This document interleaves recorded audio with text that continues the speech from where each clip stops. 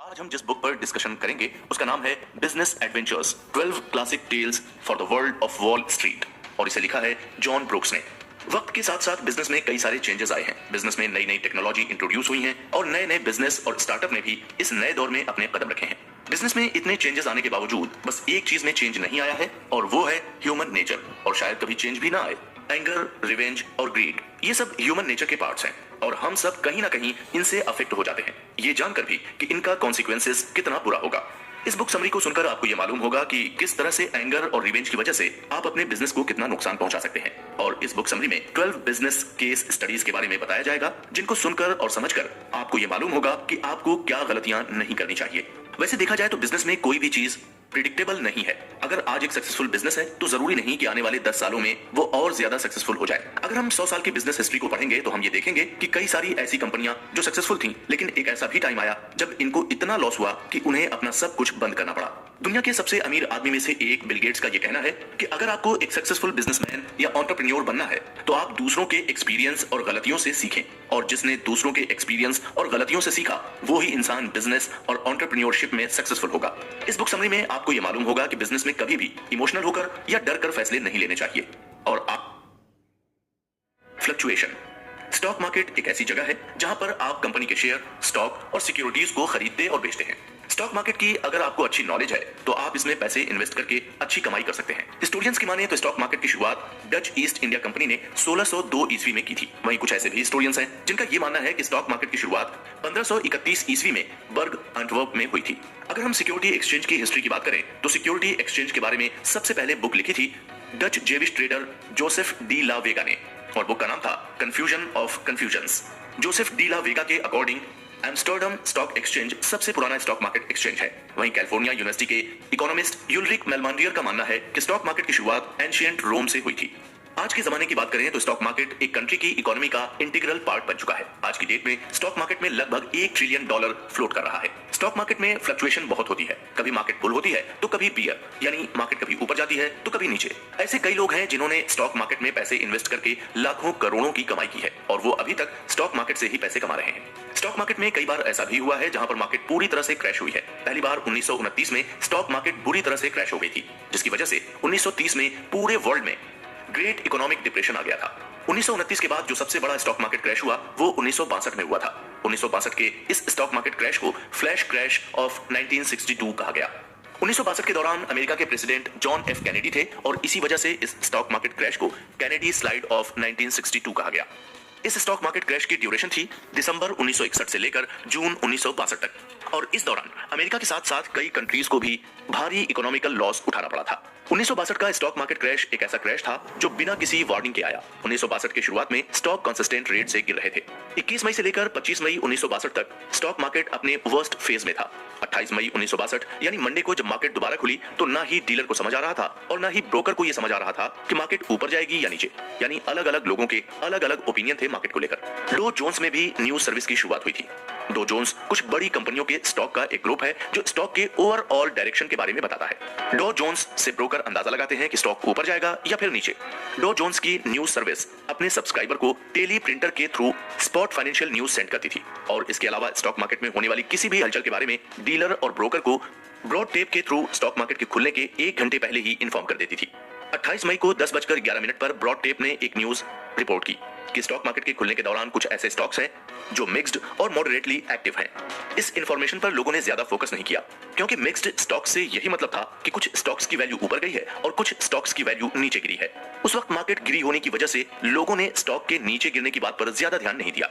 Stock exchange tape जो हर transaction के share volume और प्राइस को रिकॉर्ड करता है, 10:30 पर लगातार अपनी मैक्सिमम स्पीड से, जो कि 500 कैरेक्टर पर मिनट थी, इस स्पीड से स्टॉक के गिरते हुए प्राइस को रिकॉर्ड करते हुए जा रहा था। अपनी मैक्सिमम स्पीड पर होने के बावजूद भी stock exchange tape 6 minute late था। नॉर्मली स्टॉक एक्सचेंज बिल्डिंग में जब कोई ट्रांजैक्शन 11 बजे तक कंप्लीट हो जाता है तो उसकी डिटेल्स को एक्सचेंज एम्प्लॉई एक पेपर पर लिख लेते हैं और लिखकर स्टॉक एक्सचेंज के बिल्डिंग के 5th फ्लोर पर सेंड कर दिया जाता है। वहां पर एक और एक्सचेंज एम्प्लॉई स्लिप की डिटेल्स को टिकर मशीन पर टाइप करके ट्रांसमिशन के लिए भेज देता है। स्टॉक एक्सचेंज टेप में लेट होने की वजह से ट्रांसमिशन में भी 2-3 मिनट का लेट होने लगा, लेकिन फिर भी 2-3 मिनट के लेट को स्टॉक एक्सचेंज में लेट नहीं माना जाता था।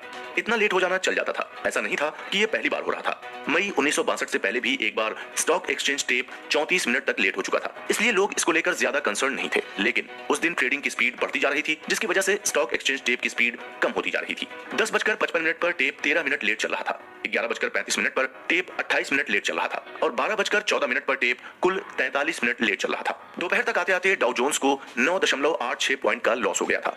डाउ जोन्स ने 9.86 पॉइंट का लॉस देखकर लोग पैनिक होने लगे और 2 बजे तक आते आते टेप 52 मिनट तक लेट हो गया था। यानी आप जो भी स्टॉक खरीद रहे थे उसके रिकॉर्ड का अपडेशन 52 मिनट बाद हो रहा था। 52 मिनट होने की वजह से स्टॉक के प्राइस गिरने लगे और स्टॉक वैल्यूम बढ़ने लग गया था।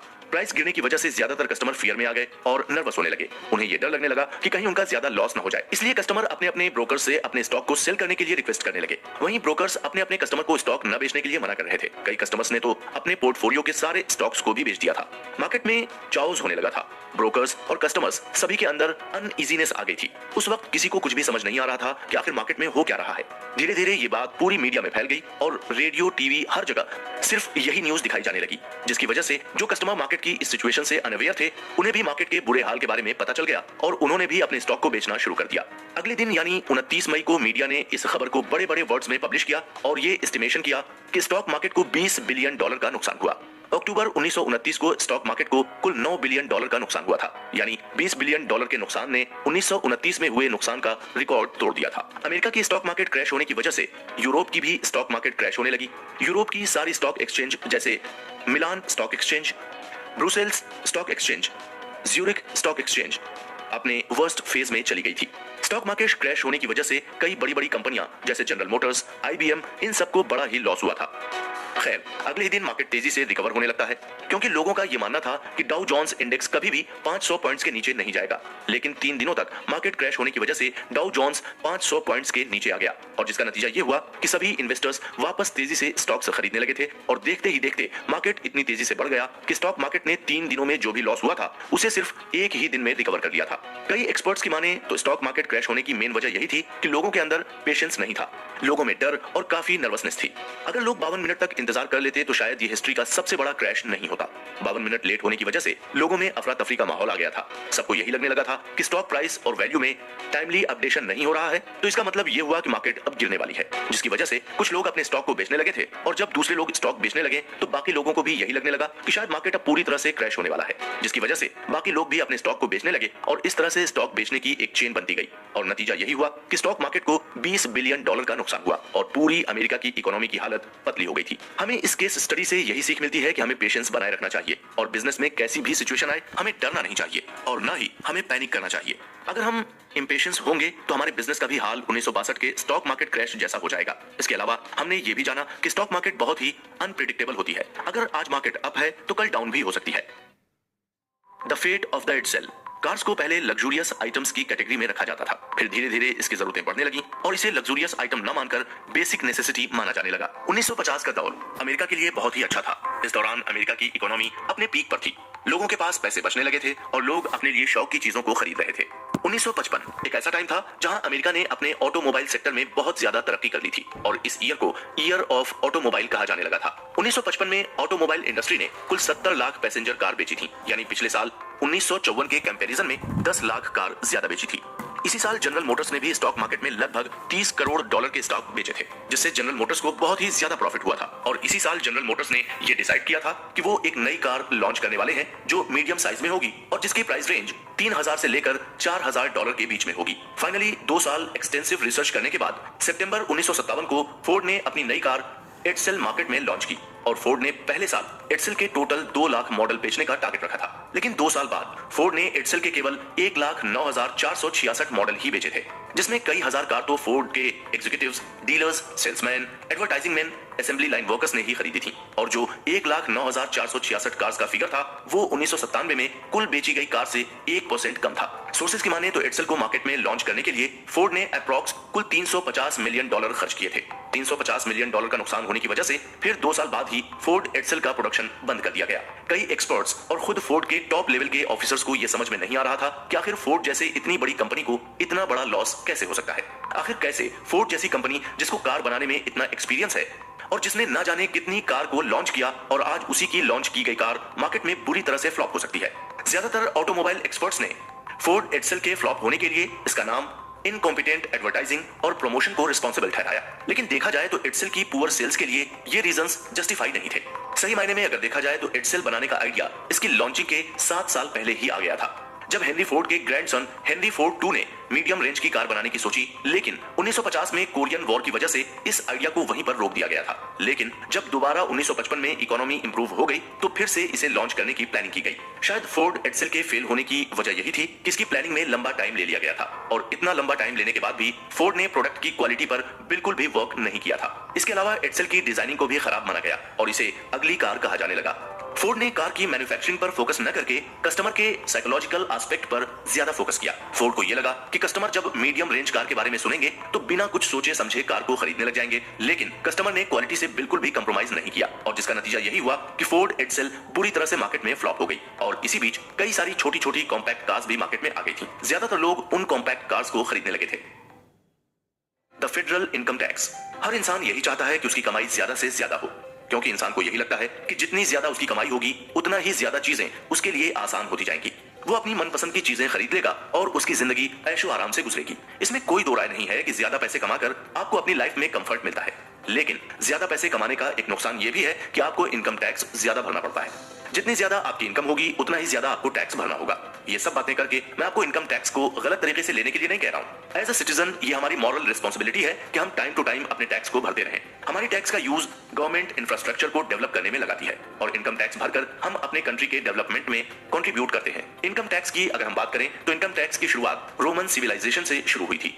इसमें लोगों को अपनी जमीन, अपने एनिमल्स, ऑर्नामेंट्स और स्लेव्स के हिसाब से टैक्स देना पड़ता था। नॉर्मली लोगों को इन सब चीजों पर 1% तक टैक्स देना पड़ता था, लेकिन वॉर के टाइम इसे बढ़ाकर 3% तक कर दिया जाता था। मॉडर्न टैक्स की शुरुआत 1850 के आसपास हुई थी। यूएसए में 5 अगस्त 1861 में पहली बार इनकम टैक्स इंपोज किया गया था, और इस इनकम टैक्स के रूल के अकॉर्डिंग जिसकी इनकम $800 या उससे ज्यादा हो उन्हें अपनी इनकम का 3% टैक्स भरना पड़ता था। और फिर 1962 में इस टैक्स स्लैब को चेंज कर दिया गया।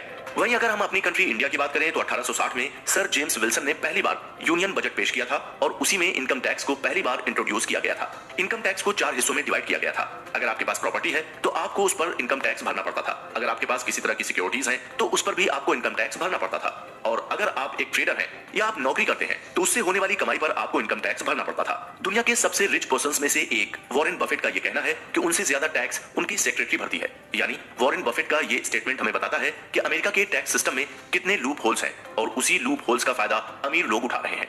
1913 में अमेरिकन गवर्नमेंट के एक्सपेंसेस बढ़ रहे थे, लेकिन एक्सपेंसेस के साथ गवर्नमेंट की अर्निंग्स नहीं बढ़ रही थी। अपनी अर्निंग को बढ़ाने के लिए गवर्नमेंट ने इनकम टैक्स लगाना शुरू कर दिया था। शुरू में इनकम टैक्स सिर्फ अमीर लोगों को देना पड़ता था, और उस टाइम इनकम टैक्स का रेट भी बहुत ही लो था, इसलिए टैक्स देने में किसी को कोई भी इश्यू नहीं होता था। लेकिन जैसे जैसे टाइम बीतता गया इनकम टैक्स का रेट भी बढ़ता गया। पहले इनकम टैक्स सिर्फ अमेरिका के अमीर लोगों से लिया जाता था, बाद में इसे सबसे लिया जाने लगा।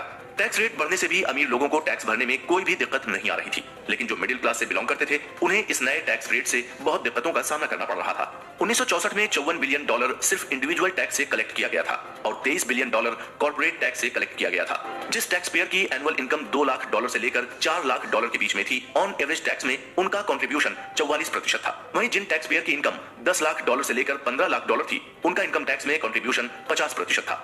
ऑन एन एवरेज अगर देखा जाए तो 1964 में एक सिंगल टैक्स पेयर ने $42,000 सिर्फ इनकम टैक्स में भरे। कई क्रिटिक्स का यह भी मानना था कि फेडरल इनकम टैक्स में बहुत इरेगुलरिटीज हैं, लेकिन फिर भी सिटीजन को न चाहकर भी इसे फॉलो करना पड़ता है। और इसके पीछे सबसे बड़ी वजह यह थी कि अमेरिका का टैक्स सिस्टम बहुत ही ज्यादा कॉम्प्लिकेटेड था, और कॉमन मैन के लिए इनकम टैक्स की इतनी ज्यादा कॉम्प्लेक्सिटी को समझना बहुत ही मुश्किल था। लोगों को यह समझ में ही नहीं आता था कि क्या एक्शन लिया जाए और कैसे लिया जाए। कई बार इस फेडरल इनकम टैक्स सिस्टम को बदलने की डिमांड की गई, और अमेरिका में कई प्रेसिडेंट आए और गए, लेकिन फिर भी फेडरल इनकम टैक्स सिस्टम में कोई सॉलिड रिफॉर्म नहीं किया गया। लेकिन 1964 में प्रेसिडेंट जॉन एफ कैनेडी ने इसे कुछ हद तक रिफॉर्म करने की कोशिश की। प्रेसिडेंट कैनेडी ने कॉर्पोरेट टैक्स को 52% से कम करके 48% कर दिया था, और इंडिविजुअल के बेसिक रेट को भी 2 स्टेजेस में कर दिया था। पहले स्टेज में कम कमाई वालों को 20% से लेकर 14% के बीच इनकम टैक्स भरना पड़ता था। यानी अगर आपकी इनकम ₹100 है तो आपको ज्यादा से ज्यादा ₹20 टैक्स में देने होते थे, और वहीं जिनकी कमाई ज्यादा थी, जो बहुत ज्यादा रिच थे, उन्हें 91% से लेकर 70% तक के बीच टैक्स भरना पड़ता था। कैनेडी के इस टैक्स रिफॉर्म का बहुत ही ज्यादा अपोज हुआ, और अपोज के चलते कैनेडी को यह रिफॉर्म वापस लेना पड़ा। कई लोगों का यह मानना है कि इनकम टैक्स उन कंट्रीज में बेहतर तरीके से इंप्लीमेंट हो सकता है, जो कंट्री पूरी तरह से इंडस्ट्रियल हो और जहां पर लोग वेज यानी मजदूरी और सैलरी पर काम करते हैं। एंशिएंट टाइम्स में सभी को एक फिक्स टैक्स देना पड़ता था, जिसे हेड टैक्स के नाम से जाना जाता था। लेकिन आज के टाइम में टैक्स में इतना ज्यादा डिफरेंस है कि अमीर लोगों को यह लगता है कि उनके साथ इनजस्टिस हो रहा है, उनसे ज्यादा टैक्स लिया जा रहा है। जो मिडिल क्लास के लोग हैं उन्हें भी यही लगता है कि उनके साथ भी इनजस्टिस हो रहा है, उनसे भी ज्यादा टैक्स लिया जा रहा है। 1800 ईस्वी से पहले सिर्फ 2 बार प्रॉपर इनकम टैक्स को एस्टैब्लिश करने की कोशिश की गई थी, 15वीं सेंचुरी में फ्लोरेंस में और 18वीं सेंचुरी में फ्रांस में। इनकम टैक्स के historian late Edwin R.A. Seligman के अकॉर्डिंग फ्लोरेंस टैक्स सिस्टम इसलिए सक्सेस नहीं हो पाया क्योंकि एडमिनिस्ट्रेशन इनएफिशिएंट था और उस टाइम करप्शन भी काफी बढ़ गया था। और फ्रेंच टैक्स सिस्टम इसलिए फेल हो गया था क्योंकि टैक्स सिस्टम अनइक्वल था और जो लो क्लास इनकम के लोग थे उनको ये टैक्स बहुत ही हैवी लग रहा था। फेडरल टैक्स सिस्टम को इंप्रूव न करने की वजह से वक्त के साथ साथ इसमें कई सारे लूप होल्स निकलने लगे थे और इन लूप होल्स का सबसे ज्यादा फायदा उठाने लगे थे रिच क्लास के लोग। रिच क्लास के लोग टैक्स से बचने के लिए बहुत सारे इन्वेस्टमेंट करने लगे थे और उन इन्वेस्टमेंट पर उन्हें टैक्स में भारी छूट मिल रही थी। इसके अलावा रिच लोग अपने पैसे को सेव न करके प्रॉपर्टी में सारे पैसे इन्वेस्ट कर दे रहे थे। प्रॉपर्टी को रेंट पर देकर या उसे बेचकर उन्हें कैपिटल गेन्स होता था और कैपिटल गेन्स पर कोई भी टैक्स नहीं देना पड़ता था। जबकि मिडिल क्लास फैमिली के लिए इन्वेस्टमेंट करना और मल्टीपल प्रॉपर्टी खरीदना बहुत मुश्किल काम था और हाई इनकम टैक्स रेट सबसे ज्यादा मिडिल क्लास फैमिली को ही अफेक्ट कर रहा था। इसके अलावा फेडरल टैक्स सिस्टम पूरी तरह से इनएफिशिएंट भी था। जो लोग वेजेस पर काम करते हैं या जो फ्रीलांसिंग वर्क करते हैं वो आसानी से फेडरल टैक्स सिस्टम से अपना टैक्स बचा सकते थे। टैक्स बचाने के लिए वेजेस और फ्रीलांसिंग पर काम करने वाले लोग पूरे साल काम न करके अपने काम को कुछ ही मंथ में करते थे, क्योंकि उनके अकॉर्डिंग वो जितना ज्यादा कमाएंगे उतना ही ज्यादा उन्हें टैक्स देना पड़ेगा। ज्यादा टैक्स न देना पड़े इसीलिए वेज और फ्रीलांसिंग वर्कर्स पूरे साल कभी काम नहीं करते थे।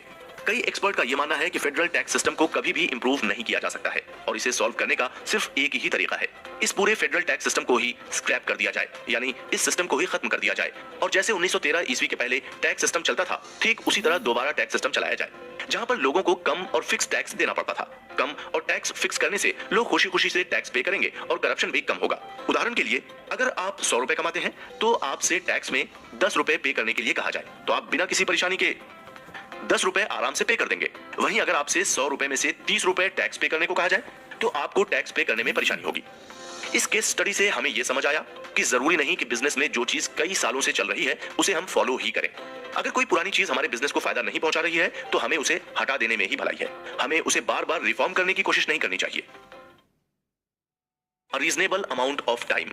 जब आप अपना बिजनेस स्टार्ट करते हो तो सबसे पहले आप अपनी कंपनी या फर्म को रजिस्टर्ड करवाते हो।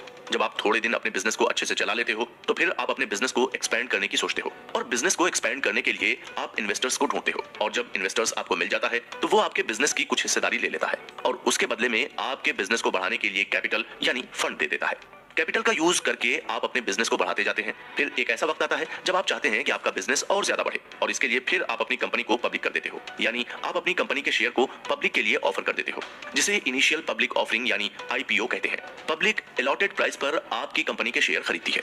जब आपकी कंपनी को प्रॉफिट होता है तो जिन्होंने आपके शेयर को खरीदा है उन्हें भी प्रॉफिट होता है और जब आपकी कंपनी को लॉस होता है तो उन्हें भी लॉस होता है। एज अ पब्लिक जब आपको लगता है कि किसी कंपनी का खरीदे हुए शेयर से आपको नुकसान हो रहा है तो आप शेयर को बेच देते हैं और जब किसी कंपनी का शेयर बढ़ता जाता है तो आप उसे लॉन्ग टाइम के लिए होल्ड करके रखते हैं। शेयर के खरीदने और बेचने की प्रोसेस को शेयर ट्रेडिंग कहते हैं और जहां पर ये ट्रेडिंग होती है उसे शेयर मार्केट कहते हैं। वैसे शेयर मार्केट में अपने पैसे इन्वेस्ट करना बहुत ही रिस्क से भरा हुआ काम है, लेकिन अगर आपको इसकी अच्छी नॉलेज है तो आप इसमें पैसे इन्वेस्ट करके काफी प्रॉफिट कमा सकते हैं। अमेरिका में स्टॉक मार्केट की हिस्ट्री बहुत ही पुरानी है और कई ऐसे एग्जाम्पल भी आपको मिलेंगे जहां पर लोगों ने स्टॉक मार्केट में स्कैम किए हैं। 1959 से पहले कई ऐसी कंपनियां थीं जो इनसाइडर ट्रेडिंग करती थीं, यानी जब कोई कंपनी अपने स्टॉक को लॉन्च करती थी तो उसी कंपनी के कई सारे एम्प्लॉय या फिर उस कंपनी से रिलेटेड पर्सन कम प्राइस पर पहले से ही स्टॉक खरीद लेते थे। हालांकि उस वक्त इसे रोकने के लिए किसी तरह का कोई भी लॉ नहीं बनाया गया था, लेकिन इसे गलत और अनएथिकल माना जाता था और कई रेपुटेटेड कंपनियां खुद को इस प्रैक्टिस से दूर रखती थीं। लेकिन फिर भी कई ऐसी कंपनियां थीं जो इस अनएथिकल प्रैक्टिस में इन्वॉल्व थीं। ऐसी ही एक कंपनी थी टेक्सास गल्फ सल्फर, जो इस तरह की अनएथिकल प्रैक्टिस में इन्वॉल्व हो गई थी। टेक्सास गल्फ सल्फर एक माइनिंग कंपनी थी। 1959 में माइनिंग के दौरान कंपनी में काम करने वाले वर्कर्स को वैल्यूएबल मेटल्स और मिनरल्स मिले, मार्केट में जिसकी वैल्यू करोड़ों डॉलर की एस्टिमेट की गई थी। वैल्यूएबल मेटल्स और मिनरल्स की इंफॉर्मेशन पाकर टेक्सास गल्फ सल्फर कंपनी के ओनर भी साइट पर पहुंच गए थे और काम करने वाले सभी वर्कर्स को और एम्प्लॉयज को ये इंस्ट्रक्शंस दिया कि ये बात किसी से भी लीक न की जाए और ये बात कई दिनों तक लोगों में लीक भी नहीं हुई थी। टेक्सास गल्फ सल्फर में काम करने वाले सभी एम्प्लॉय ने कंपनी के शेयर खरीद लिए थे और कुछ आउटसाइडर्स भी थे जिन्हें कंपनी के एम्प्लॉयज ने ही टिप दे रखी थी और फिर उन्होंने भी कंपनी के कई सारे शेयर खरीद लिए थे। कुछ दिनों बाद ये खबर लीक हो गई और एक न्यूज़पेपर में इस न्यूज को फ्रंट पेज पर पब्लिश कर दिया गया था। शुरू में टेक्सास गल्फ सल्फर कंपनी ने इस क्लेम को डिनाई किया कि माइनिंग के दौरान उन्हें कोई वैल्यूएबल मेटल्स और मिनरल्स मिले हैं, लेकिन बाद में टेक्सास गल्फ सल्फर ने मीडिया में एक स्टेटमेंट रिलीज करके इस बात को एक्सेप्ट कर लिया था। फाइनली जब ये न्यूज कंफर्म हो गई तो लोगों ने टेक्सास गल्फ सल्फर कंपनी के शेयर को हाथों हाथ खरीदना शुरू कर दिया। देखते ही देखते कंपनी के शेयर के दाम बढ़ने लगे। कंपनी के एम्प्लॉय ने शेयर को पहले ही खरीद लिया था, जिसकी वजह से उन्हें जबरदस्त प्रॉफिट हुआ। लेकिन इस बार US security and exchange commission अपने पूरे एक्शन में आ गई थी और टेक्सास गल्फ सल्फर कंपनी पर इनसाइडर ट्रेडिंग और धोखा देने का केस रजिस्टर कर दिया। कोर्ट में काफी दिनों तक इस केस की सुनवाई हुई और फाइनली कोर्ट ने टेक्सास गल्फ कंपनी को इनसाइडर ट्रेडिंग और डिसेप्शन का गिल्टी पाया और साथ ही साथ कोर्ट ने कंपनी पर डिलिबरेटली मिसलीडिंग न्यूज देने के लिए हैवी पेनल्टी भी लगाई। इस केस के बाद यूएस स्टॉक मार्केट में ये रूल्स और रेगुलेशंस ला दिया गया कि हर कंपनी अपनी फाइनेंशियल न्यूज पब्लिकली शेयर करेगी। कंपनी को अपनी सारी डिटेल बताना होगी। कंपनी को पब्लिक के सामने एसेट्स, लायबिलिटी और डेब्ट्स के बारे में पूरी इंफॉर्मेशन रखनी होगी। इस केस स्टडी से हमने ये सीखा कि हमें सेल्फ सेंट्रिक होकर नहीं सोचना चाहिए और हमें अपने बिजनेस में कभी भी अनएथिकल प्रैक्टिस नहीं करनी चाहिए। बिजनेस करने के जो भी रूल्स और रेगुलेशंस हैं उन्हें सही से फॉलो करना चाहिए। अगर आप अपने बिजनेस में अनएथिकल प्रैक्टिस करेंगे तो आज नहीं तो कल आपको अनएथिकल प्रैक्टिसेस के कॉन्सिक्वेंसेस को फेस करना ही होगा। सो बिजनेस जब भी करें तो ऑनेस्टी के साथ करें। Xerox, xerox, xerox, xerox. आपको मार्केट में कुछ ऐसे ब्रांड्स मिलेंगे जिनके नाम का सिक्का चलता है।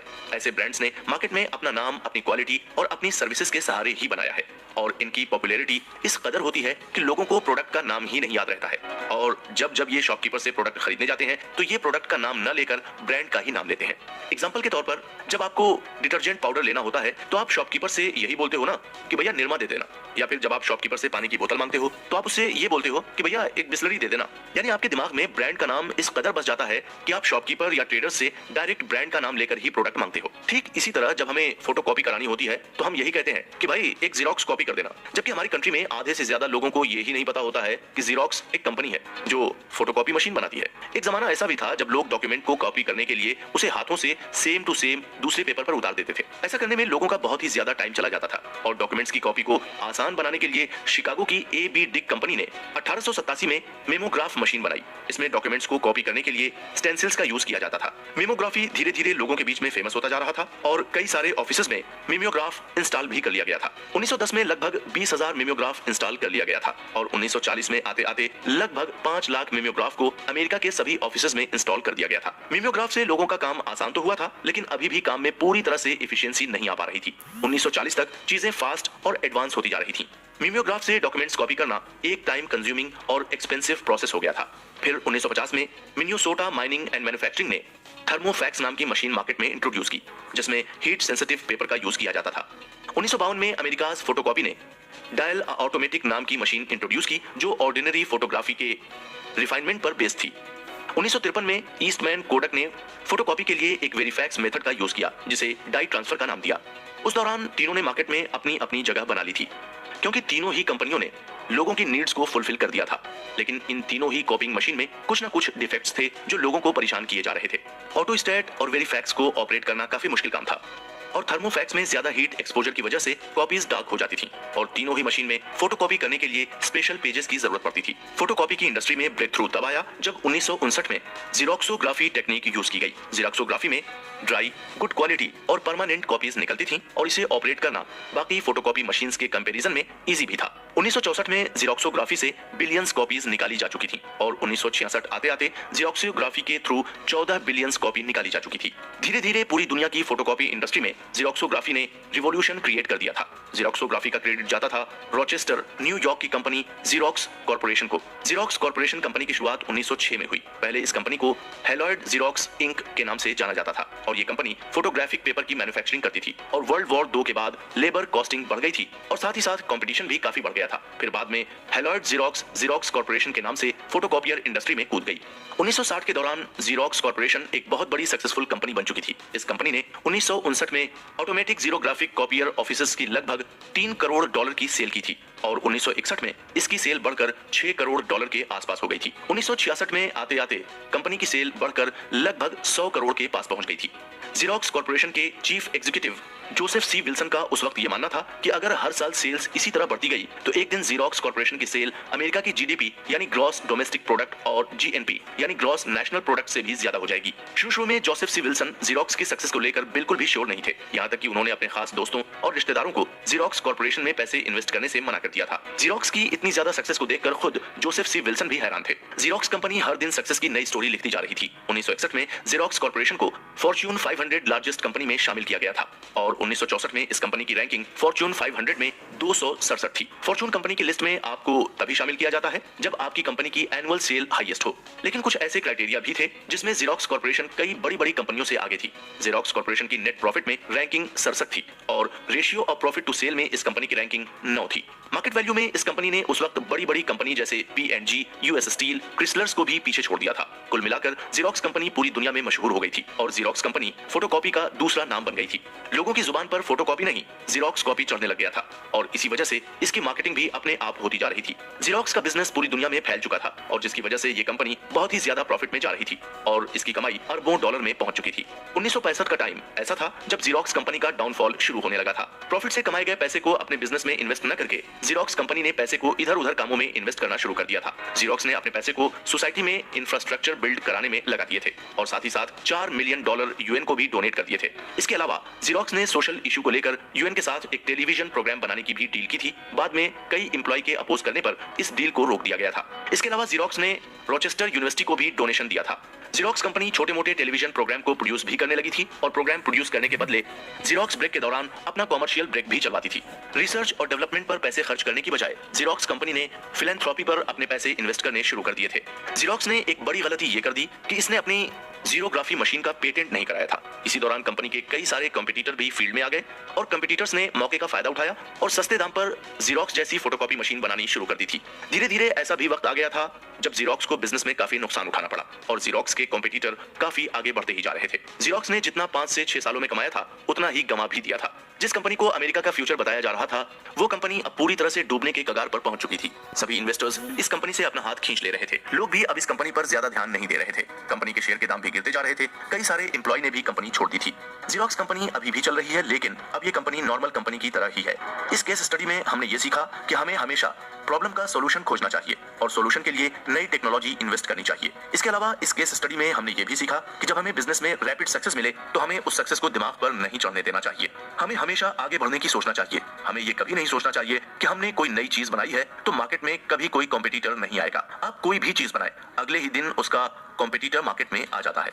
इसके अलावा हमें यह भी सीख मिली कि हमें कितनी भी सक्सेस क्यों न मिल जाए लेकिन हमें हमेशा रिसर्च और डेवलपमेंट पर काम करना चाहिए और अपने प्रॉफिट को बिजनेस में ही लगाना चाहिए। प्रॉफिट को इधर उधर की चीजों में इन्वेस्ट नहीं करना चाहिए। Making the customer whole. Business एक रोलर कोस्टर वाली जर्नी तो है ही, इसके साथ ही साथ हमें बिजनेस में अवेयर रहना बहुत जरूरी है। हमें इस बात का स्पेशल ध्यान रखना चाहिए कि हम जिसके साथ बिजनेस कर रहे हैं वो इंसान ट्रस्ट करने लायक है या नहीं। कई बार ऐसा भी होता है कि जब हम अच्छी डील के चक्कर में लालच में आ जाते हैं और अच्छी डील को देखकर हम अपना दिमाग लगाना भूल जाते हैं और नतीजा ये होता है कि हम फ्रॉड का शिकार हो जाते हैं। 1963 में अमेरिका के प्रेसिडेंट जॉन एफ कैनेडी की अचानक डेथ हो जाने से पूरी कंट्री में क्राइसिस आ गया था। पूरे अमेरिका की इकोनॉमी की हालत खराब हो चुकी थी। महंगाई अचानक से बढ़ गई थी। बड़ी कंपनी के शेयर के दाम घट गए थे। बड़ी कंपनियों के शेयर के दाम घटने की वजह से शेयर मार्केट भी पूरी तरह से गिर चुका था। प्रेसिडेंट जॉन एफ कैनेडी की डेथ से पहले शेयर मार्केट की पोजीशन बहुत बुरी थी लेकिन कैनेडी की डेथ के बाद ये और भी बुरी हो चुकी थी। 1963 के टाइम शेयर मार्केट में कई सारे ब्रोकरेज कंपनियां आ चुकी थीं और उनमें से कुछ ऐसी भी कंपनियां थीं जो न्यूयॉर्क स्टॉक एक्सचेंज में लिस्टेड थीं। इन ब्रोकरेज कंपनियों में जो सबसे फेमस कंपनी थी वो थी इरा हॉफ्ट एंड कंपनी। ये अपने बिजनेस को एक्सपेंड करना चाहती थी और इसके लिए इस कंपनी ने फूड एंड बीवरेज का बिजनेस चुना क्योंकि 1962-63 के दौरान अमेरिका ने US governments food for peace program की शुरुआत की थी और इस प्रोग्राम के अकॉर्डिंग अमेरिका यूरोप को फूड और बेवरेज से रिलेटेड गुड्स को रीजनेबल प्राइस पर एक्सपोर्ट करेगा। इससे यूएसए और यूरोप दोनों की इकोनॉमी को फायदा होगा और वर्ल्ड वाइड फूड इंडस्ट्री भी ग्रो करेगी। इरा हॉफ्ट एंड कंपनी ने फूड बिजनेस को बढ़ाने के लिए पूरी तैयारी कर ली थी और इसके लिए कंपनी फूड इंडस्ट्री से रिलेटेड कंपनी से डील भी करना चाहती थी। फाइनली इरा हॉप्ट कंपनी से सोयाबीन ऑयल और कॉटन सीड ऑयल बनाने वाली कंपनी ने कांटेक्ट किया। इरा हॉप्ट कंपनी को सोयाबीन और कॉटन सीड ऑयल बनाने वाली कंपनी की डील काफी अच्छी लगी और इस डील को पाकर उन्हें यह लगने लगा कि अब वो फूड इंडस्ट्री में भी प्रॉफिट कमाएंगे और धीरे धीरे फूड इंडस्ट्री पर रूल करेंगे, क्योंकि उस वक्त फूड इंडस्ट्री बिल्कुल नई नहीं थी और कोई भी इस इंडस्ट्री में बड़ा मार्केट प्लेयर नहीं था। फाइनली इरा हॉप्ट कंपनी ने इस डील को डन कर दिया था और इस डील के अकॉर्डिंग सोयाबीन और कॉटन सीड ऑयल कंपनी इरा हॉप्ट से पेमेंट लेकर फ्यूचर में कॉटन सीड ऑयल और सोयाबीन ऑयल को डिलीवर करेगी और इस डील को करने के लिए उस ऑयल कंपनी ने वेयर हाउस से एक रिसिप्ट दी जो एक बैंक कोलेटरल की तरह काम करती थी। उस टाइम जो भी बड़ी बड़ी डील होती थी उसे वेयर हाउस की रिसिप्ट दिखाकर कंफर्म किया जाता था, लेकिन इस डील को डन करने से पहले इरा हॉप्ट कंपनी ने अपनी तरफ से कोई भी ड्यू डिलिजेंस नहीं किया था और न ही इस बात की कोई इंफॉर्मेशन कलेक्ट की कि कंपनी कहां से और कब से नेचुरल ऑयल का बिजनेस कर रही है। और इसी का नतीजा यह हुआ कि इरा हॉप्ट कंपनी के साथ बहुत बड़ा कमर्शियल फ्रॉड हो गया। डील करने के बाद इरा हॉप्ट कंपनी को यह पता चला कि रिसिप्ट डॉक्टर थी, यानी फेक थी और सोयाबीन और कॉटन सीड ऑयल नाम की कोई कंपनी ही नहीं थी। इरा हॉप्ट कंपनी की हालत अब बुरी हो चुकी थी क्योंकि बैंक को वापस लौटाने के लिए उनके पास पैसे नहीं बचे थे। बैंक ने भी इरा हॉप्ट कंपनी को इंसॉल्वेंट यानी दिवालिया डिक्लेयर कर दिया था। इंसॉल्वेंट होने की वजह से इरा हॉप्ट को न्यूयॉर्क स्टॉक एक्सचेंज की मेंबरशिप से रिवोक कर दिया गया था, यानी उनकी मेंबरशिप को छीन लिया था। ऑलरेडी उस टाइम इकोनॉमी अपने वर्स्ट फेज में चल रही थी, ऐसे में मेंबरशिप रिवोक करना न्यूयॉर्क स्टॉक एक्सचेंज के लिए भी इजी नहीं था। यहाँ पर न्यूयॉर्क स्टॉक एक्सचेंज ने समझदारी दिखाई और इरा हॉप्ट जैसी बड़ी ब्रोकरेज कंपनी को स्टॉक मार्केट में वापस लाने की कोशिश शुरू कर दी। न्यूयॉर्क स्टॉक एक्सचेंज की लिस्ट में वापस आने के लिए इरा हॉप्ट कंपनी को बैंक के $2 करोड़ चुकाने थे और इस अमाउंट को न्यूयॉर्क स्टॉक एक्सचेंज ने बाकी कंपनियों और इन्वेस्टर्स के साथ मिलकर इसे चुकाया था। न्यूयॉर्क स्टॉक एक्सचेंज ने अपनी तरफ से $70 लाख दिए थे। ये किसी भी स्टॉक एक्सचेंज में ऐसा पहला केस था जहां खुद स्टॉक एक्सचेंज ने किसी कंपनी को बैंकरप्ट होने से बचाया था। इरा हॉप्ट कंपनी की इस तरह की मदद करके न्यूयॉर्क स्टॉक एक्सचेंज ने अमेरिका को एक बहुत बड़े फाइनेंशियल क्राइसिस से बचाया था। इस केस स्टडी से हमें यह सीख मिलती है कि हमें बिजनेस में कभी भी ब्लाइंड ट्रस्ट नहीं करना चाहिए और जब भी हम किसी के साथ बिजनेस करें तो हमें उसके बारे में पूरी इंफॉर्मेशन होनी चाहिए। हमें सामने वाली पार्टी का ड्यू डिलिजेंस भी पूरी तरह से कर लेना चाहिए और ड्यू डिलिजेंस करके ही आगे का स्टेप लेना चाहिए। The last great corner. आज के डिजिटल दौर में चीजें आसान हो गई हैं। आपको किसी भी चीज का ऑर्डर देना है तो आप उसे ऑनलाइन दे सकते हैं और कुछ ही देर में वो चीज आपके डोर स्टेप पर आ जाती है। आने वाले टाइम में कल्चर एक्सटिंक्ट हो जाएगा। जब जरूरत का कोई भी सामान लेने के लिए लोगों को शॉप पर जाना होता था, अब सब कुछ घर बैठे बैठे ही मिल जाता है। इसके अलावा सुपरमार्केट का भी कल्चर ऐसा है जो हमारी कंट्री में तेजी से फैल रहा है। सुपरमार्केट एक ऐसी बड़ी सी शॉप है जहां पर आपको ग्रोसरी की सारी चीजें बड़ी आसानी से मिल जाती हैं। अमेरिका जैसी डेवलप्ड कंट्रीज में सुपरमार्केट का कल्चर बहुत ही पुराना है और 1917 में अमेरिका में पहला सुपरमार्केट खुला था जिसका नाम था पिगली विगली। पिगली विगली पहला सेल्फ सर्विस सुपरमार्केट था और इसने अपनी इस सर्विस को पेटेंट भी करवा लिया था। पिगली विगली दुनिया का पहला सुपरमार्केट बना जिसने अपने प्रोडक्ट पर प्राइस टैग लगाना शुरू किया था और ये कॉन्सेप्ट उस वक्त काफी नया था। प्राइस टैग लगाने से ये फायदा हो गया था कि कस्टमर्स को इसमें बार्गेनिंग नहीं करनी पड़ती थी और इसके अलावा कस्टमर को किसी भी प्रोडक्ट के प्राइस को पूछने के लिए सुपरमार्केट के स्टाफ की जरूरत भी नहीं पड़ती थी। प्राइस टैग की सर्विस देने के अलावा पिगली विगली कस्टमर को शॉपिंग कार्ड और चेकआउट स्टैंड्स की भी सर्विस देता था। 1920 के दौरान पिगली विगली एक बहुत ही पॉपुलर स्टोर बन चुका था। पिगली विगली ने शॉपिंग को एक नया डायमेंशंस दे दिया था। लोग बस स्टोर में जाते थे और अपनी पसंद की कोई भी चीज खरीद लेते थे। अब लोगों को अलग अलग चीजें खरीदने के लिए अलग अलग शॉप पर नहीं जाना पड़ता था। पिगली विगली स्टोर्स ने शॉपिंग को बहुत ही आसान बना दिया था। पिगली विगली की सक्सेस इस कदर बढ़ गई थी कि 2 साल के अंदर ही अंदर यानी 1922 में पिगली विगली स्टोर ने खुद को पब्लिक कर दिया था और अपने आप को न्यूयॉर्क स्टॉक एक्सचेंज में लिस्ट करा दिया था। कई लोग पिगली विगली स्टोर के शेयर को खरीदने लगे थे और कई इन्वेस्टर्स भी पिगली विगली स्टोर में इन्वेस्ट करने लगे थे। 1923 पिगली विगली स्टोर के लिए काफी बुरा रहा। इस साल इस स्टोर की कई फ्रेंचाइजी को लॉस होने की वजह से बंद करना पड़ा। लॉस की वजह से कई इन्वेस्टर्स और वॉल स्ट्रीट प्रोफेशनल्स पिगली विगली स्टोर के शेयर पर बियर रेड करना चाहते थे, यानी इन्वेस्टर्स ये चाह रहे थे कि पिगली विगली स्टोर के शेयर और गिर जाएं जिससे वो कम प्राइस पर ज्यादा से ज्यादा शेयर खरीद सकें। इन्वेस्टर्स ने बियर रेड करके पिगली विगली के शेयर की प्राइस को काफी गिरा दिया था और प्राइस को गिराने के बाद ज्यादा से ज्यादा शेयर को खरीदते चले गए। इन्वेस्टर्स के इस हरकत के बारे में पिगली विगली स्टोर के फाउंडर क्लारेंस सॉन्डर्स को भी पता चल गया था और इन्वेस्टर्स के इस मूव से सॉन्डर्स काफी नाराज थे और वो इन्वेस्टर्स से इस हरकत के लिए रिवेंज लेना चाहते थे। सॉन्डर्स ने मीडिया को यह स्टेटमेंट भी दिया था कि वो इन्वेस्टर्स और वॉल स्ट्रीट प्रोफेशनल्स को उन्हीं के खेल में हराएंगे और जैसा इन्वेस्टर्स ने किया है वैसा ही वो भी करेंगे। हालांकि सॉन्डर्स को स्टॉक मार्केट के बारे में कोई भी नॉलेज नहीं थी। पिगली विगली स्टोर की न्यूयॉर्क स्टॉक एक्सचेंज में लिस्टिंग से पहले सॉन्डर्स ने कभी भी किसी कंपनी का शेयर नहीं खरीदा था, लेकिन क्लारेंस सॉन्डर्स इन्वेस्टर्स से रिवेंज लेना चाहते थे और रिवेंज लेने की वजह से उन्होंने अपनी ही कंपनी पिगली विगली स्टोर्स के 98% शेयर्स को वापस खरीद लिया था। सॉन्डर्स के शेयर खरीदते ही शेयर मार्केट में भूचाल सा आ गया था और पिगली विगली के शेयर के प्राइस भी बढ़ गए थे।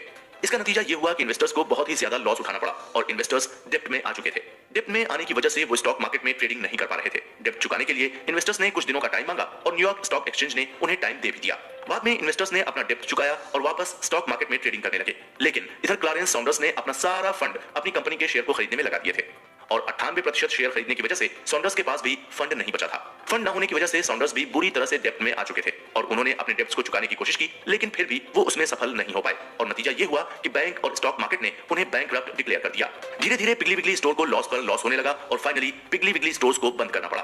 बिजनेस एक्सपर्ट्स की माने तो अगर पिगली विगली स्टोर्स उस वक्त बंद न हुआ होता तो ये स्टोर वॉलमार्ट से भी कई गुना ज्यादा बड़ा होता। इस केस स्टडीज से हमने ये सीखा कि किस तरह से रिवेंज लेने के चक्कर में क्लेरेंस सॉन्डर्स ने अपना एस्टैब्लिश बिजनेस डुबा दिया। इन्वेस्टर्स को सॉन्डर्स के रिवेंज से कोई खास ज्यादा फर्क नहीं पड़ा, क्योंकि उनकी न्यूयॉर्क स्टॉक एक्सचेंज में इस तरह से पकड़ थी कि उन्हें डेब्ट चुकाने के लिए छूट भी मिल गई थी। लेकिन सॉन्डर्स को डेब्ट चुकाने में किसी ने भी उन्हें कोई छूट नहीं दी, ना ही बैंक ने और ना ही स्टॉक मार्केट ने। कई पुराने बिजनेस एक्सपर्ट्स जिन्होंने सॉन्डर्स को बहुत करीब से देखा है, वो ये कहते हैं कि सॉन्डर्स एक अच्छा बिजनेसमैन और इंसान था, लेकिन उसमें ईगो और एरोगेंट बहुत ज्यादा था और उसके डाउनफॉल की वजह उसका ईगो ही बना। दोस्तों, आप भी बिजनेस करिए, लेकिन कभी भी बिजनेस में ईगो ना दिखाएं और ना ही रिवेंज लेने की सोच हो, क्योंकि आपको नहीं पता कि सामने वाला आपसे कितना पावरफुल है। अक्सर ये देखा गया है कि कई लोगों का बिजनेस इसलिए फेल होता है क्योंकि उनमें ईगो और एरोगेंस भरा हुआ होता है। वो अपनी ईगो को अपनी जिद समझते हैं, उन्हें ये लगने लगता है कि उनके अंदर जिद है, लेकिन रियलिटी में उनकी जिद उनका ईगो ही होती है। इसलिए अगर आपको सक्सेसफुल बिजनेसमैन बनना है तो आपको अपने अंदर का ईगो और एरोगेंस को हटाना होगा। अगर आपके अंदर ईगो होगा तो आप लोगों से इजीली कम्युनिकेट नहीं कर पाएंगे। कम्युनिकेशन न होने की वजह से आप लोगों से कांटेक्ट नहीं बना पाएंगे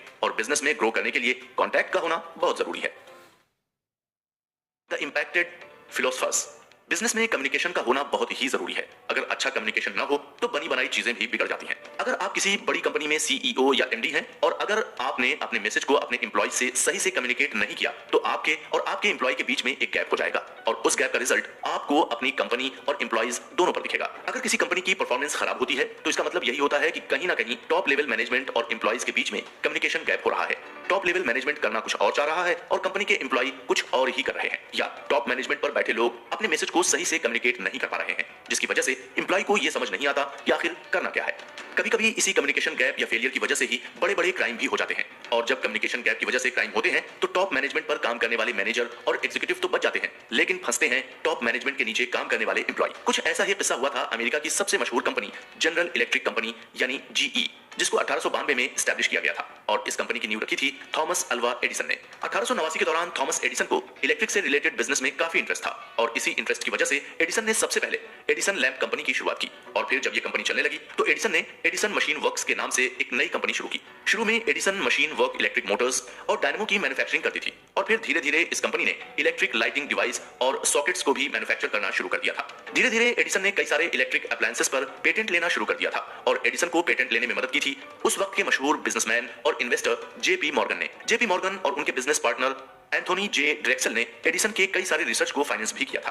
फाइनली 15 अप्रैल 1892 को जेपी मॉर्गन, थॉमस एडिसन और उनके फ्रेंड चार्ल्स ए कॉफिन ने मिलकर एक नई कंपनी बनाई जिसका नाम जनरल इलेक्ट्रिक रखा। जनरल इलेक्ट्रिक कंपनी ने उस वक्त के बहुत सारे छोटे छोटे इलेक्ट्रिक अप्लायंसेस के पेटेंट अपने पास रख लिए थे और मार्केट में उन्हीं अप्लायंसेस को बेचकर पैसे कमाती थी। 1896 में जनरल इलेक्ट्रिक कंपनी ने खुद को पब्लिक कर दिया था और पब्लिक के बीच में जनरल इलेक्ट्रिक यानी जीई नाम से फेमस हो गई थी। जीई उन 12 कंपनियों में से एक थी जो पहली बार डाउ जोन्स इंडस्ट्रियल एवरेज में लिस्ट की गई थी। जैसे जैसे जीई कंपनी बड़ी होती जा रही थी वैसे वैसे ही ये कंपनी मार्केट में अपनी मोनोपोली भी बनाती जा रही थी। जीई कंपनी का स्टेटस इस तरह से बढ़ गया था कि कोई दूसरी कंपनी इससे कंपटीशन लेने से घबराती थी। यहां तक कि कंपनी का डोमिनेंस इस कदर बढ़ गया था कि ये कंपनी मार्केट में अवेलेबल प्रोडक्ट्स के प्राइस को अफेक्ट कर देती थी। यानी ये कंपनी जिस प्रोडक्ट के प्राइस को बढ़ाना चाहती है उसके प्राइस को बढ़ा देती थी और जिस प्रोडक्ट के प्राइस को कम करना चाहती थी तो कम कर देती थी।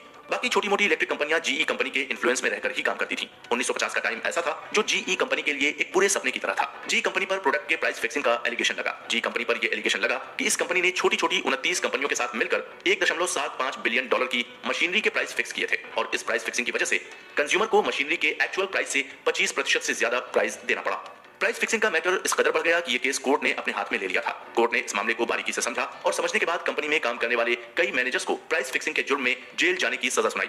लेकिन इसमें सबसे ज्यादा इंटरेस्टिंग बात यह थी कि जीई कंपनी के टॉप मैनेजमेंट और एग्जीक्यूटिव को कुछ भी नहीं हुआ, यानी कोर्ट ने उन्हें कोई सजा नहीं दी। एक्सपर्ट्स की माने तो प्राइस फिक्सिंग जैसा बड़ा खेल टॉप मैनेजमेंट और एग्जीक्यूटिव की हेल्प के बिना हो ही नहीं सकता था और इस केस में खुद को बचाने के लिए टॉप मैनेजमेंट और एग्जीक्यूटिव ने मैनेजर्स को फंसा दिया था। उस दौरान जीई कंपनी में 2 पॉलिसीज चलती थी, एक ऑफिशियल पॉलिसी, दूसरी इंप्लाइड पॉलिसी। ऑफिशियल पॉलिसी में कंपनी एग्जीक्यूटिव अपने एम्प्लॉय को क्लियर ऑर्डर देता है और उस ऑर्डर में कुछ भी हिडन नहीं होता है। ऑर्डर मिलने के बाद एम्प्लॉय को उस ऑर्डर को फौरन फॉलो करना होता है। इंप्लाइड पॉलिसी में कंपनी एग्जीक्यूटिव अपने एम्प्लॉय को कोड लैंग्वेज में या फिर साइन लैंग्वेज में मैसेज देता है और उस एम्प्लॉय को खुद से ये डिकोड करना होता है कि एग्जीक्यूटिव का एक्चुअल मैसेज क्या है, एग्जीक्यूटिव एम्प्लॉय से क्या चाहता है और अगर मैनेजर एग्जीक्यूटिव के मैसेज को एग्जैक्टली नहीं डिकोड कर पाता है तो ये गलती मैनेजर की ही मानी जाती है।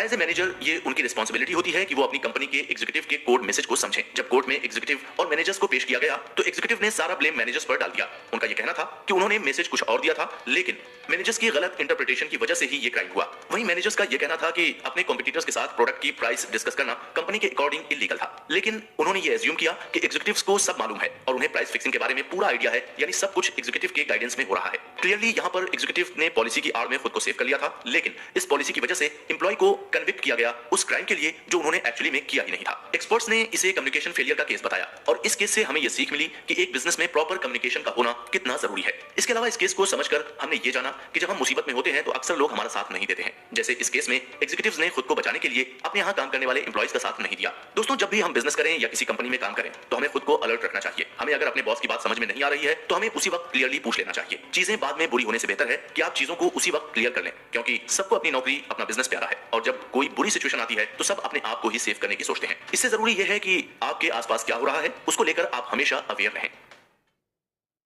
A second sort of life. Great power comes with great responsibility. जी हाँ, जब आपके पास किसी चीज की पावर होती है तो आपके पास उतनी ही बड़ी रिस्पॉन्सिबिलिटी भी आ जाती है। फॉर एग्जाम्पल, अगर आप किसी कंपनी के सीईओ हैं तो आपके पास ये जिम्मेदारी आती है कि आपको अपनी कंपनी को आगे लेकर जाना है और हर साल कंपनी का प्रॉफिट पिछले साल के मुकाबले ज्यादा करना है। इसके अलावा आपको यह भी देखना होता है कि कंपनी का वर्किंग कल्चर इस तरह से हो कि किसी भी एम्प्लॉय को किसी भी तरह का कोई इश्यू ना हो। यानी जब आप एक बड़े प्रोफाइल या पोस्ट पर पहुंचते हैं तो ये आपकी ड्यूटी होती है कि आप बड़ी से लेकर छोटी छोटी चीजों का भी ख्याल रखें। प्रेसिडेंट फ्रैंकलिन डी रूजवेल्ट के टाइम वॉल स्ट्रीट और व्हाइट हाउस वॉशिंगटन के बीच टेंशन चल रही थी। वॉल स्ट्रीट अपने टर्म्स पर काम करना चाहता था, जबकि व्हाइट हाउस चाहता था कि वॉल स्ट्रीट उसके बनाए हुए रूल्स और रेगुलेशंस के अकॉर्डिंग काम करे। वॉल स्ट्रीट और व्हाइट हाउस के कॉन्फ्लिक्ट को सॉल्व करने के लिए रिस्पॉन्सिबिलिटी दी गई थी डेविड एली लिलियंथल को। इन्होंने इस रिस्पॉन्सिबिलिटी को अच्छे से निभाया भी और इस कॉन्फ्लिक्ट को सॉल्व भी कर दिया। 8 जुलाई 1899 को बॉर्न हुए डेविड अमेरिका के पहले सिविल सर्वेंट थे। इन्हें टेनेसी वैली अथॉरिटी का चेयरमैन बनाया गया। चेयरमैन की प्रोफाइल पर काम करते हुए डेविड को ये रिस्पॉन्सिबिलिटी दी गई कि उन्हें टेनेसी रिवर की वजह से आई फ्लड को रोकने के लिए टेक्निकल स्टेप्स का यूज करना था और साथ ही साथ टेनेसी रिवर के थ्रू हाइड्रो इलेक्ट्रिक पावर को जनरेट और कंट्रोल करना था और इसके अलावा चीप इलेक्ट्रो हाइड्रो पावर को डेवलप करें और पूरे अमेरिका में उसे डिस्ट्रीब्यूट करने की भी रिस्पॉन्सिबिलिटी दी गई थी। टेनेसी वैली अथॉरिटी में डायरेक्टर के प्रोफाइल पर काम करते हुए डेविड पूरी तरह से एडमिनिस्ट्रेशन वर्क में स्किल्ड हो चुके थे और हाइड्रो इलेक्ट्रिक पावर पर काम करने से उनकी अमेरिका में अलग पहचान बन गई थी और लोग उन्हें सपोर्ट भी करने लगे थे। टेनेसी वैली अथॉरिटी में काम करते हुए डेविड को इतना एक्सपीरियंस हो चुका था कि दूसरी कंट्रीज भी डेविड की गाइडेंस लेती थी और उनकी एडवाइस को फॉलो भी करती थी। पूरी दुनिया में डेविड की अच्छी खासी रिस्पेक्ट बन गई थी और इसी रिस्पेक्ट का यह नतीजा था कि यूएन ने उन्हें इंडिया और पाकिस्तान का कश्मीर डिस्प्यूट को सॉल्व करने के लिए भी भेजा था। इंडिया और पाकिस्तान के डिस्प्यूट को लेकर डेविड का यह मानना था कि इंडिया पाकिस्तान का डिस्प्यूट सॉल्व करना बहुत मुश्किल टास्क है, क्योंकि ये डिस्प्यूट सिर्फ कश्मीर को लेकर नहीं है बल्कि इनका डिस्प्यूट और भी चीजों पर, जैसे इंडस रिवर के वाटर अलॉटमेंट का इश्यू। खैर, डेविड और यूएन ऑफिशियल के एफर्ट से इंडस रिवर वाटर अलॉटमेंट का इश्यू सॉल्व कर लिया गया था। फिर बाद में इन्हें एटॉमिक एनर्जी कमीशन का चेयरमैन बना दिया गया और एज ए चेयरमैन उनकी ड्यूटी थी कि न्यूक्लियर पावर का कोई भी गलत इस्तेमाल न करे और इस पावर का सही यूज हो। डेविड को एटॉमिक एनर्जी कमीशन में काम करने में इतना मजा नहीं आ रहा था जितना उन्हें टेनेसी वैली अथॉरिटी में काम करने में आ रहा था और ये चीज उनके काम में भी दिख रही थी, जिसकी वजह से सेनेटर बोर्ग हेगेनलूपर ने उन्हें क्रिटिसाइज भी किया। बोर्ग हेगेनलूपर ने डेविड पर मिसमैनेजमेंट का एलिगेशन भी लगाया और उन्हें चेयरमैन के पोस्ट से हटाने की भी कोशिश की, लेकिन बोर्ग हेगेनलूपर अपने इस एलिगेशंस को प्रूव नहीं कर पाए। 1950 में डेविड ने अपनी गवर्नमेंट ऑफिशियल की जॉब छोड़ दी थी। गवर्नमेंट जॉब्स को छोड़ने की वजह ये थी कि वो अपनी फैमिली के लिए ज्यादा से ज्यादा पैसा कमाना चाहते थे और गवर्नमेंट जॉब में रहकर वो उतना पैसा नहीं कमा पा रहे थे। इसके अलावा डेविड गवर्नमेंट जॉब में रहकर कोई गलत काम भी नहीं करना चाहते थे और जब तक डेविड ने गवर्नमेंट ऑफिशियल के प्रोफाइल पर काम किया तब तक उन पर किसी भी तरह की कोई भी एलिगेशन नहीं लगी। उन्होंने अपने हर काम को ऑनेस्टी और इफिशियंसी से किया और हमेशा अमेरिका को आगे बढ़ाने की कोशिश की। डेविड गवर्नमेंट जॉब को छोड़कर प्राइवेट सेक्टर में जॉब करने लगे थे। डेविड का नाम इतना पॉपुलर था कि हर कंपनी उन्हें अपने यहाँ बड़ी से बड़ी पोस्ट देने को तैयार थी, लेकिन वो अपनी इंडस्ट्री से जुड़ी कंपनी के साथ ही काम करना चाहते थे, क्योंकि उनका ये मानना था कि जिस इंडस्ट्री से वो आए हैं उसी से रिलेटेड इंडस्ट्री में काम करके वो अपना फुल कंट्रीब्यूशन दे सकते हैं और इसके लिए उन्होंने mineral and chemical corporation of America में डिपार्टमेंट हेड की पोस्ट पर काम करना शुरू कर दिया था।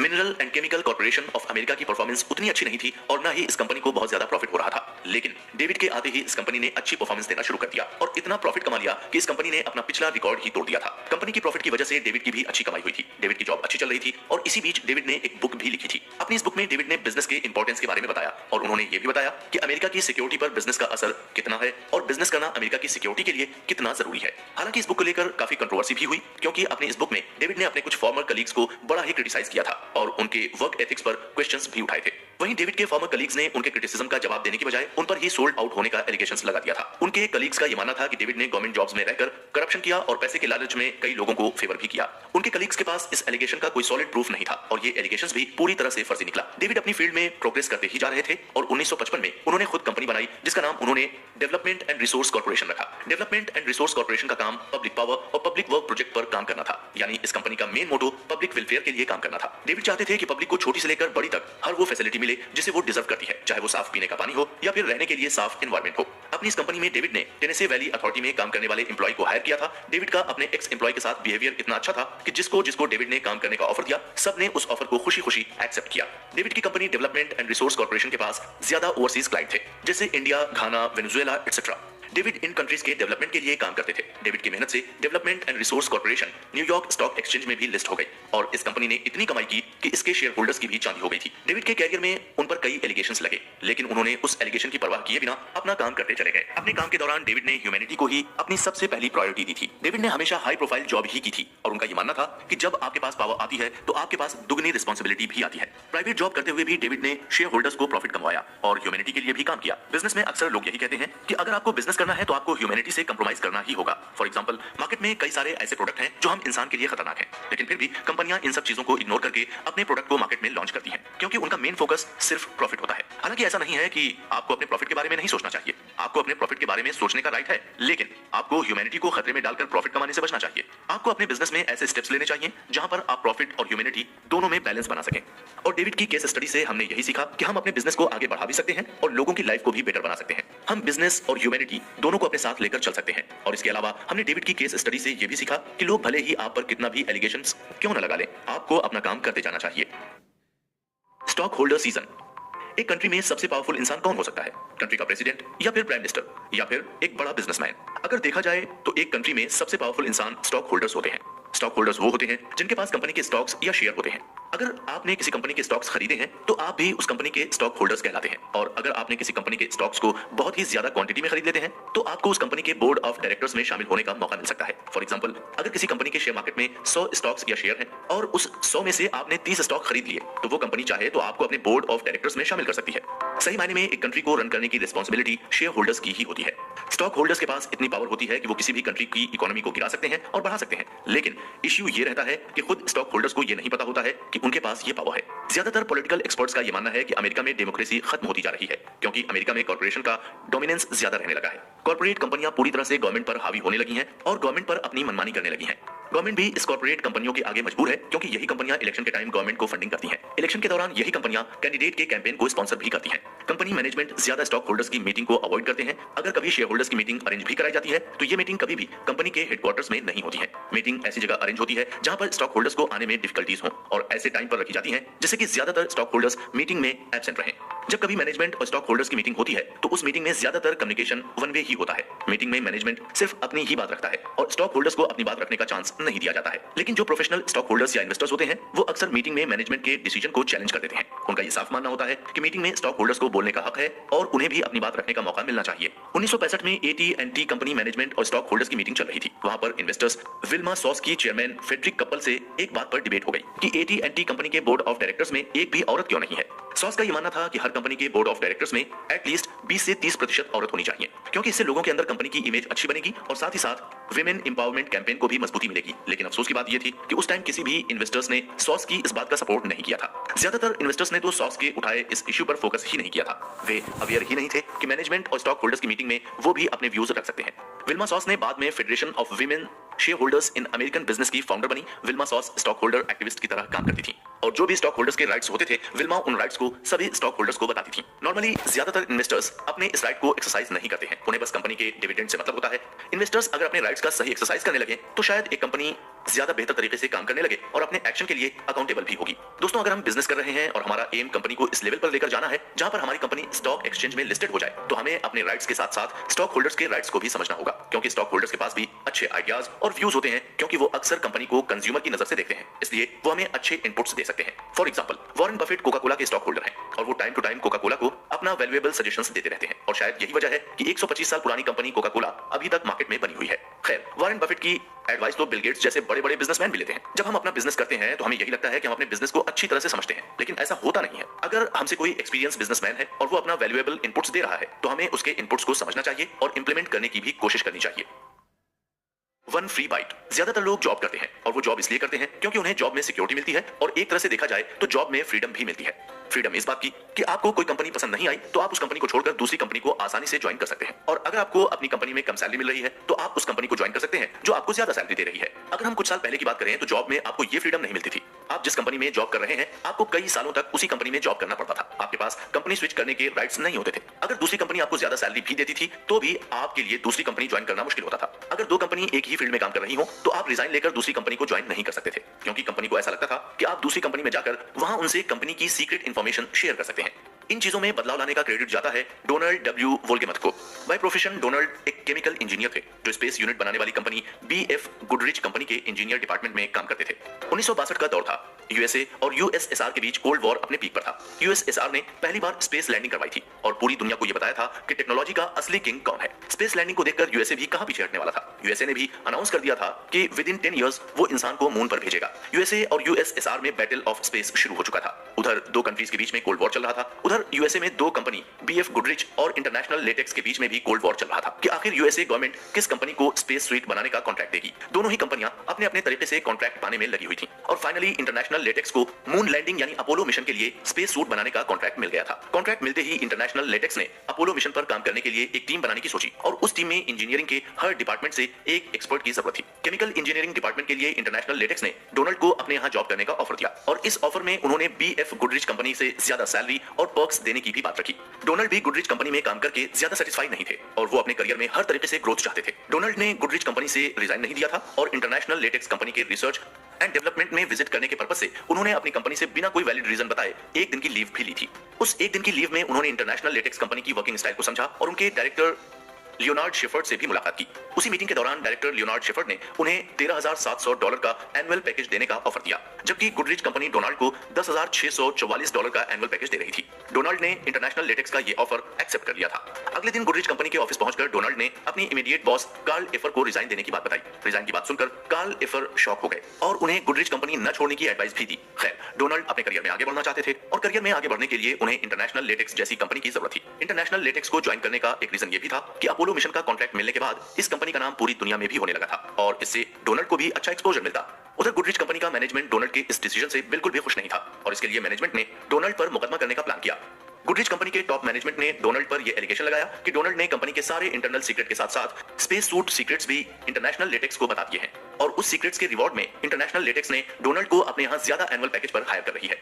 फाइनली गुडरिच कंपनी ने कॉम्पिटिटर कंपनी से सीक्रेट शेयर के इल्जाम में डोनाल्ड पर केस कर दिया था। केस होने पर डोनाल्ड घबरा गए और इसके लिए उन्होंने इंटरनेशनल लेटेक्स के डायरेक्टर कार्ल एफर से हेल्प मांगी। कार्ल एफर ने इस केस के लिए अपनी ही लीगल मैनेजमेंट की टीम के 2 लॉयर को डोनाल्ड का केस लड़ने की रिस्पांसिबिलिटी दी। गुडरिच कंपनी ने डोनाल्ड का 1 मंथ का फुल एंड फाइनल सेटलमेंट भी रोक दिया था। उधर इंटरनेशनल लेटेक्स ने डोनाल्ड को 1 मंथ की एडवांस सैलरी भी दे दी थी। कोर्ट में ये केस कई दिनों तक चला और पूरे यूएसए में ये केस हॉट टॉपिक बन चुका था और लोगों को ये लगने लगा था कि इस केस की वजह से यूएसए का मून लैंडिंग का ड्रीम ही रह जाएगा। केस की प्रोसीडिंग के दौरान 2 मेन पॉइंट पर ज्यादा फोकस किया गया। पहला पॉइंट ये था कि अगर किसी की इंटेंशन कंपनी के सीक्रेट्स को लीक करने का नहीं था तो सिर्फ उसे असम्पशन के बेसिस पर सीक्रेट शेयर करने का एलिगेशंस नहीं लगा सकते हैं। कोर्ट ने इस बात को भी माना कि डोनाल्ड ने कोई भी सीक्रेट्स इंटरनेशनल लेटेक्स के साथ शेयर नहीं किए हैं और गुडरिच कंपनी इसमें सिर्फ अपना एक असम्पशन लगा रही है। इस केस में दूसरा पॉइंट ये था कि क्या किसी कंपनी के पास ये राइट्स हैं कि वो अपने किसी एम्प्लॉय को अपने ही कॉम्पिटिटर के यहाँ जॉब करने से रोक सके। कोर्ट ने इस पॉइंट को भी माना कि किसी भी कंपनी को ये राइट्स नहीं है कि वो अपने किसी भी एम्प्लॉय को कहीं और जॉब करने से मना करे। अमेरिकन कॉर्पोरेशन ने ये कल्चर बनाया था कि वो अपने एम्प्लॉय को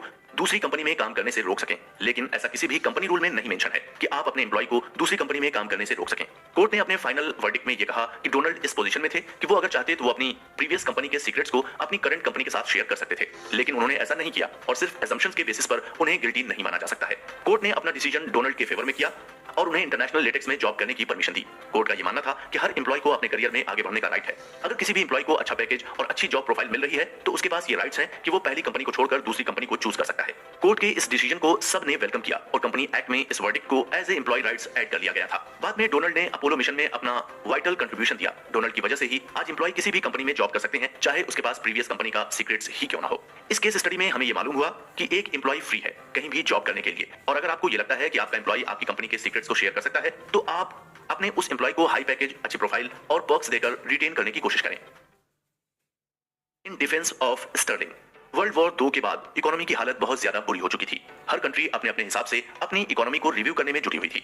इकोनॉमी को स्ट्रांग बनाने के लिए इंटरनेशनल ट्रेड को प्रमोट किया जा रहा था। एक्सपोर्ट और इंपोर्ट पर भी काफी फोकस किया जा रहा था। यूएसए ज्यादातर यूरोपियन कंट्रीज के साथ इंटरनेशनल ट्रेडिंग कर रही थी, वहीं एशियन कंट्रीज आपस में ही ट्रेडिंग करके अपनी इकोनॉमी को बेहतर बनाने में लगी हुई थी। इंटरनेशनल ट्रेडिंग से पूरे वर्ल्ड की इकोनॉमी इंप्रूव हो रही थी। इसके अलावा बैंक्स के भी हालात सुधर रहे थे और इंटरनेशनल ट्रेडिंग से कई कंट्रीज की करेंसी की वैल्यू भी बढ़ती जा रही थी। इकोनॉमी और फॉरेन एक्सचेंज को इंप्रूव करने के लिए 1944 में यूएन में शामिल 44 कंट्रीज ने मिलकर ब्रेटन वुड हैम्पशायर में वर्ल्ड कॉन्फ्रेंस ऑर्गेनाइज की। इस कॉन्फ्रेंस का मेन मोटो यही था कि किस तरह से कंट्रीज की फाइनेंशियल कंडीशन को बेटर बनाया जाए और यूएन में शामिल कंट्रीज की करेंसी को स्ट्रांग किया जाए। इस कॉन्फ्रेंस में सभी 44 कंट्रीज ने ब्रेटन वुड नाम का एग्रीमेंट साइन किया और इस एग्रीमेंट के अकॉर्डिंग सभी कंट्रीज की करेंसी की वैल्यू यूएस की करेंसी से मेजर की जाएगी, यानी किसी भी कंट्री की करेंसी की परफॉर्मेंस को यूएस डॉलर से मेजर किया जाएगा और यूएस डॉलर की वैल्यू गोल्ड की वैल्यू से फिक्स की जाएगी, यानी जो गोल्ड की वैल्यू होगी वही डॉलर की भी वैल्यू मानी जाएगी। हालांकि 1970 में ब्रेटन वुड एग्रीमेंट को पूरी तरह से डिसॉल्व करने की डिमांड उठने लगी थी। उस वक्त के अमेरिकन प्रेसिडेंट रिचर्ड निक्सन ने यह ऑर्डर दिया कि अब अमेरिका डॉलर को गोल्ड से कन्वर्ट नहीं कर पाएगा, क्योंकि अब यूएसए में गोल्ड की कमी होने लगी है। फ्यूचर में गोल्ड की कमी ना हो, इसलिए ब्रेटन एग्रीमेंट को 1973 में पूरी तरह से डिसॉल्व कर दिया गया था। 1960 के दौरान